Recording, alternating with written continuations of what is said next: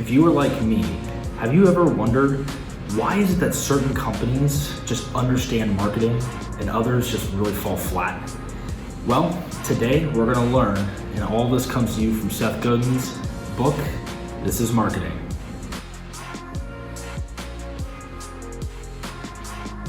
All right, welcome back everybody to Biz Guerrilla. I'm your host, Jason Catalano, call sign Wildcat, and today we're going to be doing a really good book summary of Seth Godin's This is Marketing. Okay, so in this book, for Seth, I would say it's really who's it for. It's definitely for people that are kind of new to marketing. Maybe you're an engineer, you're a teacher, you're someone who's trying to launch a side business. You haven't really heard about marketing or the concepts. This is kind of all of his best works comprised into one at a very high level. And so for that, I would say, what is it really about? It's really about the basics of marketing. This is marketing 101, okay? This is not really old school, it's more modern marketing 101, but you're gonna learn a lot about concepts, mostly for like startups, small level businesses, and things that can really take your company and get your message out a lot better, a lot quicker. So how does Seth really tell us to implement his ideas? Honestly, anytime you have a side business, even if you're working at a big business, the ideas are very, very implementable. But once again, one of the downsides is he doesn't really give us a lot of tactical how-to. He does give a few case examples and everything, but not a whole lot in terms of actual tactical advice. It's mostly up here, theoretical.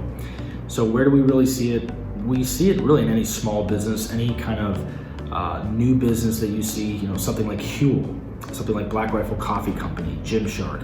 They all implement the ideas in this book. It's just not as tactical per se.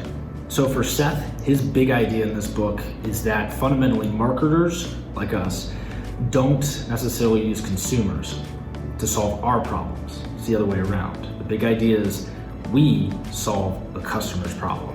And usually that customer is someone who's part of a very small group, and there's a very particular story that they tell themselves as to why their problem's so bad, why is it so big, and then we come in and we help them solve it. That's the big idea as a marketer. So in this book, he's got about 23 chapters. As you can see here, some of the things we're going to be really talking about in the book, particularly, has to do with the three things of the smallest viable market. He talks about people like us do things like this, not things like this people like us do, which is a big distinction. And then he talks about price being a story. So those are kind of the big things that he talks about in the book. Here's a few more of the actual chapters in the book and what he goes over. The major ideas that he talks about is that it's all about the smallest viable market and serving that first. And the way that Seth talks about it in the book is phenomenal because it's going to change the way you look at marketing. He's like, forget the majority. They are slow to adopt, and that they are not really, they adapt, right? They're not going to be the ones to take on your product. They're not going to be the ones to try something new. They don't care about that. They want safety, they want security, and they want to make sure that it doesn't make them look foolish, right? And he talks about how your early adopters, however, are different. So the way that Seth talks about it is that everything is a short head and long tail, okay? So every graph, every niche, every topic you want to talk about, think about it as at the top, there's kind of the high level. And that what he's saying is that we are connected by the hits, right? The short left of the graph, that's where most of the majority of traffic and hits come from, right? And so we always get enamored with that, right? And he talks about how like Taylor Swift, she's, in terms of pop, she's all the way on the left, right? She just gets the most hits, she has all the Billboard hits and everything like that. But what Seth talks about is, for us, the vast majority of us don't have the Taylor Swift in us. We don't have the resources, we don't have the money or the power behind us, we don't necessarily probably even have the talent, let's be real. But what he does say is that each of us can own the short head of this long tail, okay? In that long tail, it's comprised of a lot of other sub-niches that have a head and a long tail. Now this head obviously is not as big as the most popular one, but he's saying is you need to own that sub-niche. You need to be the hit of that sub-niche because that's what's gonna, once again, get you success, right? Living in the long tail, it's terrible unless you're the hit, okay?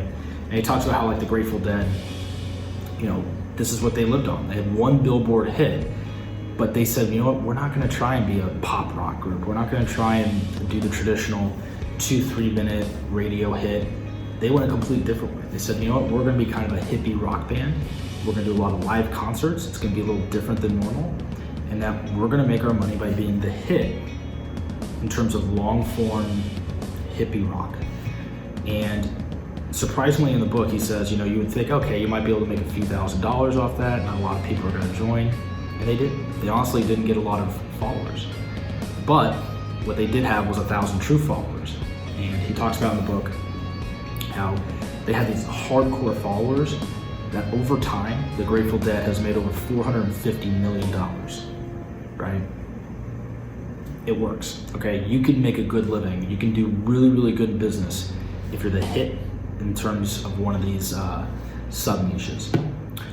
Okay, so the second big point that Seth talks about in the book is people like us do things like this, right? He says you need to define the us, and you really want to make people feel a part of a tribe as a marketer, right? What is that small, tight-knit group? What do they believe in? What are the values they share? And why does that make them unique? And he gives a good example in here about how, times have changed. It's changed because we can connect to these people much easier now because of technology. So it's just saying, back in the day, you would have only a few channels, a few radio stations, a few newspapers that everyone had to concentrate to. So when you said, hey, we need to market to everyone, there were channels to go to get everyone for a mass market appeal. But nowadays, the game has changed. In fact, he even points out that one of the best TV shows, in the last few decades, Mad Men, was only seen by about 1% of the US population.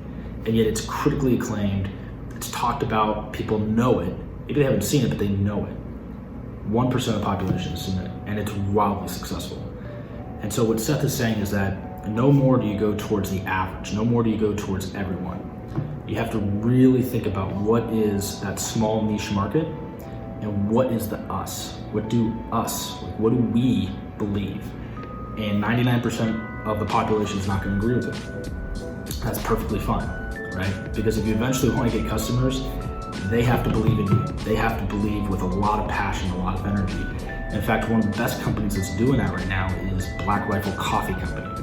They clearly say, if you follow our brand, if you follow our coffee, you are like us. You believe in the Second Amendment, you believe in veterans, you believe in the police, you believe in conservative values. They are clearly telling a huge segment of the population, we are not for you. And it's gonna piss a lot of people off with that.